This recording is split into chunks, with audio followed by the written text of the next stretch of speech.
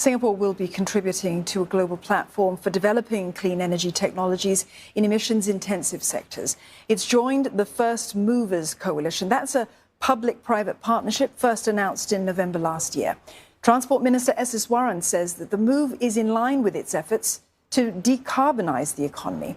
Mr Iswaran, who is also Minister in charge of Trade Relations, has also outlined the priorities for Singapore on the trade front. And Brendan Tonota tells us more from Davos. Singapore contributes just around 0.1% of global greenhouse gases. But Mr Iswaran says it's important that the country works towards a decarbonised future through initiatives like the Green Plan 2030. He adds that what the country does in partnership with other economies to achieve that goal is equally important.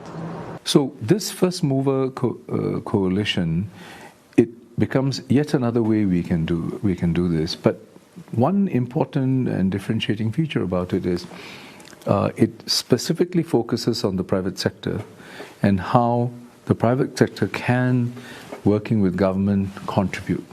Especially for our enterprises, they have to be part of the global ecosystem, and in particular in sectors like aviation and maritime.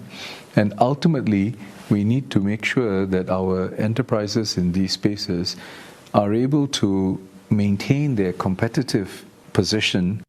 And when it comes to ensuring a trade-reliant economy like Singapore remains well-connected globally, Mr Iswaran says the country is working on various other free trade agreements and in new areas like the digital and green economy. Our approach has always been, it must be rules-based, it must be an open and inclusive architecture, and that will continue to be the approach that we will take with these. Mr Iswaran adds that existing trade agreements will be constantly reviewed and updated, given how the global economy has evolved over the years.